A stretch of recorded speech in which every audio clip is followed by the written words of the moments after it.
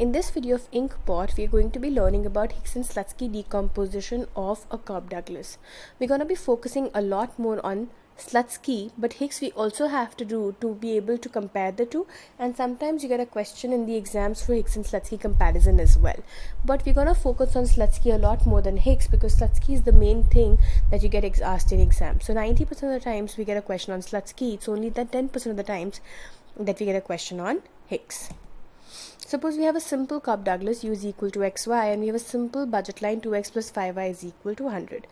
For the sake of convenience, I've taken numbers, but you could always assume any budget line p1x plus p2y is equal to m. Before I actually go on to the analysis,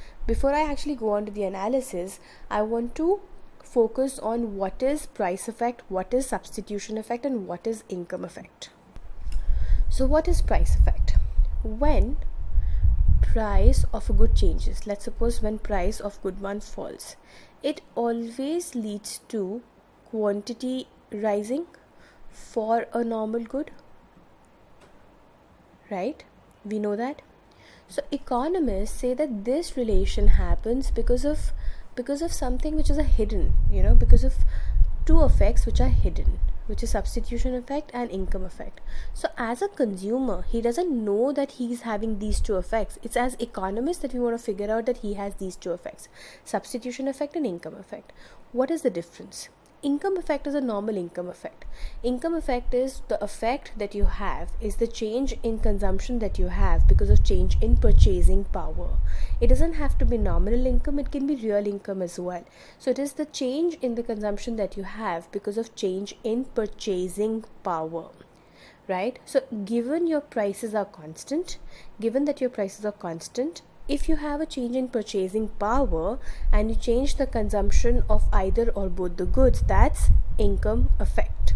What is substitution effect? If your real purchasing power is held constant and there is a change in the consumption of X and Y because of change in prices, that's called a substitution effect. So this happens only because of change in prices. And this happens because of change in purchasing power, right? And when P1 is falling, then with the same income, I'm definitely able to afford more. I can definitely afford more goods of good 1 and 2 both. That is income effect, right? So what is substitution effect? Let's study in detail again. When P1 is falling, what is happening? My P1 by P2 is also falling, right? Remember, my equilibrium condition in a Cobb-Douglas is MRS is equal to P1 by P2, which means now I can't consume at the same MRS. My MRS also has to fall wherever I'm consuming.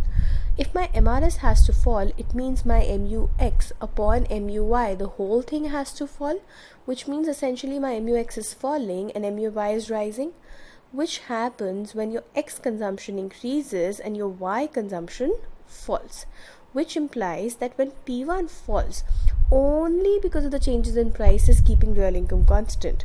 How do I know my real income is constant? Because we haven't spoken about real income at all. It could be constant, right? So it is constant. Even if my real income is constant, then when I increase X, even when my real income is constant, when I increase X, because my real income is constant, I have to reduce Y, right? Because my real income is constant. If my real income wasn't constant, I could very well increase X without changing Y, but that's not the case. The case is that when my real income is constant, then when I'm increasing X, my money has to come from somewhere to increase X, na? Where does the money come from? From reducing Y. अगर मैं एक good बढ़ा रही हूँ तो उसके लिए जो ज़्यादा पैसा चाहिए वो कहाँ से आएगा? दूसरे गुड को कम करके. So when I increase X, my Y falls. So this is called substitution effect. This is called substitution effect. What is the other effect? When P1 is falling, my real income, my real purchasing power is rising, which means what? Even with the same nominal income, I'm able to afford more. And if I can afford more, I will buy more of normal goods. Now this effect is same as any normal good effect. So if it was not normal but inferior, I would say I can afford more, but I will now buy less of a inferior good. I will buy less of a given good, but I will definitely buy more of a normal good, right?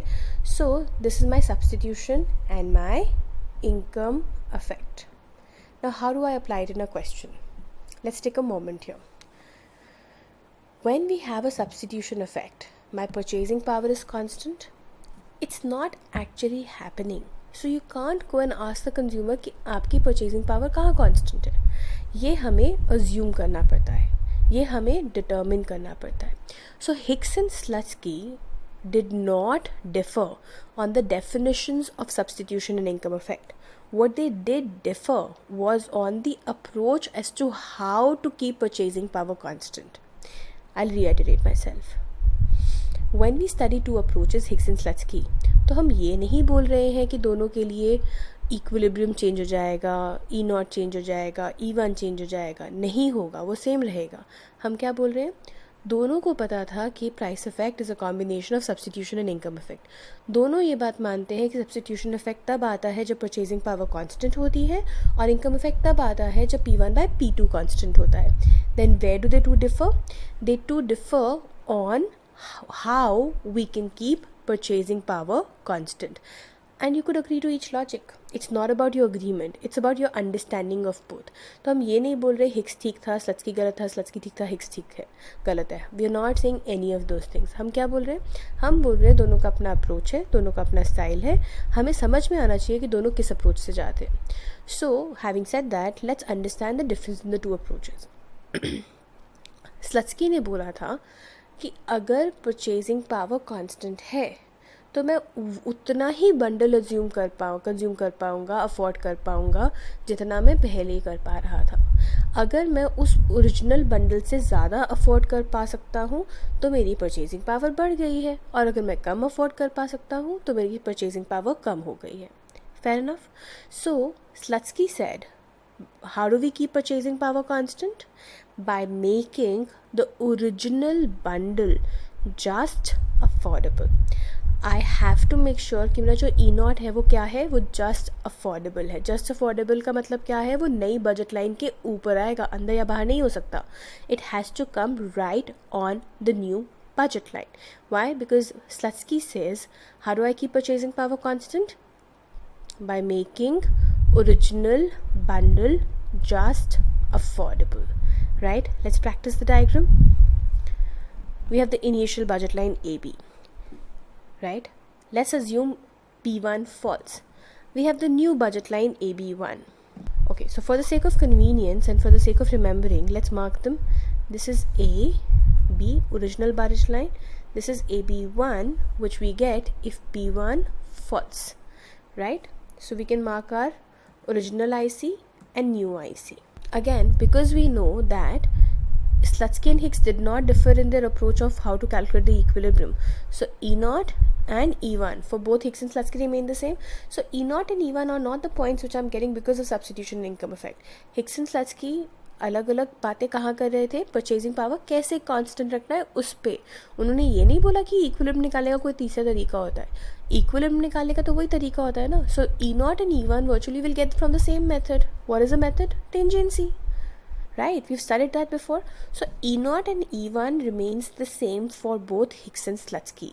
Where do they differ? They differ in their approach of purchasing power. So what did Slutsky say?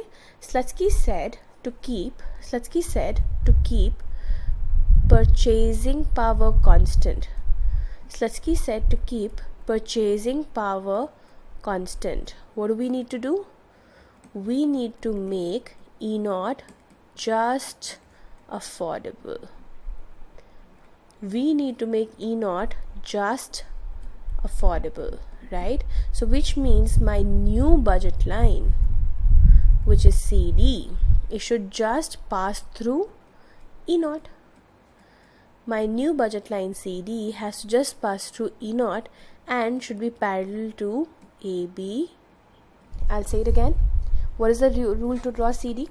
The rule to draw CD is it should be parallel to new budget line AB1 and it should pass through E0. The two points are parallel to AB1 and pass through E0. Let's see, let's draw that line. right? So this is my blue line right here. If you see, it's passing through E0, and it is parallel to AB1. Let's call this line CD. Let's call this line CD, and let's make a IC on this CD. And let's call this point E0 dash. So for the understanding purpose, E0, E1 were marked before. So the movement from E0 to E0 dash is the substitution effect, because you see it's making both the lines have E0 to be just affordable, which means purchasing power is constant, and CD and AB1 are parallel to each other, which means that my prices are constant. So the movement from E0 to E0 dash is substitution effect, and the movement from E0 dash to E1 is income effect. I hope that made sense. You could actually view the video again for it to make much more sense. Every time you view it, you will be able to sort out these concepts even better in your head. And once you've actually understood the diagram really well, I would urge you to finish this video and watch the numerical. So once we've understood the diagram, then the process of numerical calculation is much easier. The only thing we have to do is we have to understand that the point E0 and E1 is same for both Hicks and Slutsky. Why is it the same? Because Hicks and Slutsky did not differ in their approach on how to calculate E0 and E1. That's a general process given to us. They differed in their approach on how to keep the purchasing power constant. So what did Slutsky say? Slutsky said at point E0 dash, I'll mark this diagram. So this is E0, this point is E0 dash, and E1 is somewhere here, right? So point E0 that we've gotten is 25, 10. Point E1 that we've gotten is 50, 10. We need to calculate what is point E0 dash for Slutsky. So for Slutsky, we say that u is equal to xy, which is the standard function we've been taking so far. Subject to, we're saying 2 reduces to 1, so we take the new price ratio. And we take it equal to m dash. M dash is the purchasing power on the line CD. So CD has this equation of x plus 5y is equal to m dash, right? I don't know what m dash is, but I know that m dash is passing through point E0. So I can figure out my income at E0, and that income is the income on the throughout of this line CD, right? How do I do that? I know the point E0. E0 is 25, 10. So I have to find m dash, which makes 25, 10 just affordable. So in this budget line, I put x to be equal to 25 and y to be equal to 10. I get my income of 75. So once I know m dash is 75, then I know how to calculate the rest of the things. So this is 37.5, 7.5. That's a Slutsky numerical for us. Let's review it one more time slowly, shall we? E0, same procedure. E1, same procedure. Whatever we've been doing so far. E0 dash, you take the new price ratio and unknown income. How do you find the unknown income? You make the point E0 just affordable. तो आप E0 पे income निकाल लेते हो, उसी income को आप m dash डाल देते हो. Once you have that, you maximize your utility function subject to the budget constraint. मतलब MRS is equal to the price ratio, and you'll find E0 dash, right? So then how do I find out the substitution and income effect? Substitution effect is point E0 dash minus E0, and income effect is point E1 minus E0 dash. And you do this process for both X and Y, right? Let's move on to Hicks. So when I'm doing Hicks, what is the difference between Slutsky and Hicks? The way they both keep purchasing power constant. Hicks says कि अगर मेरी purchasing power constant है तो मेरी utility भी तो constant होनी चाहिए, क्योंकि अगर मेरी परचेजिंग पावर चेंज होगी तभी तो मैं कोई और ऐसा बंडल अफोर्ड कर पाऊँगा जहाँ पे मेरी यूटिलिटी ज़्यादा होगी या कम होगी. तो अगर मेरी परचेजिंग पावर कांस्टेंट है तो इसका मतलब क्या है कि मेरी यूटिलिटी भी कांस्टेंट है. So for Hicks, making purchasing power constant means keep utility constant, right? How do we draw that? We have the initial budget line AB. We have the initial budget line AB. P1 falls. Sorry. We have the initial budget line AB. We have the initial budget line AB. P1 falls. We move outward to AB1. This is my original E0. We have E1. We have the line CD. We have E1 and we have the line CD. which is obviously parallel to AB1 because they share the new price ratio, but it's actually is tangent to the same IC where E0 lies. So E0 and E0 dash has to lie on the same utility curve, which means my utility is constant at E0 and E0 dash. That's the way Hicks differentiated between substitution and income effect. Definition remains the same, E0 E1 same है, फ़र्क क्या है, सिर्फ और सिर्फ E0 dash का फ़र्क है, right? Now how do we calculate it numerically? So we know that utility is equal to xy. We know that it should be subject to, I'm not calculating E0 and E1 here. We are only doing the calculation for E0 dash. क्योंकि E0 E1 तो दोनों का same था ना, तो अब मुझे चाहिए M dash H. और M dash H क्या है? M dash H वहाँ पे है जहाँ पे U जो है वो constant है E0 पे. तो इसका मतलब the constraint is not income. I am constrained by my utility. So I can figure out my utility at E0. It's 250. So xy is equal to 250 subject to this, or rather minimize this subject to this. However you want to work it out, you can solve this and this together and you'll get this as your answer. Right? So Hicks and Slutsky basic numerical we have done already. In the later videos we actually try and do the same analysis for perfect substitutes, perfect complements. We do these kind of decomposition effects for perfect complements, quasi-linears, etc. Right? Thank you.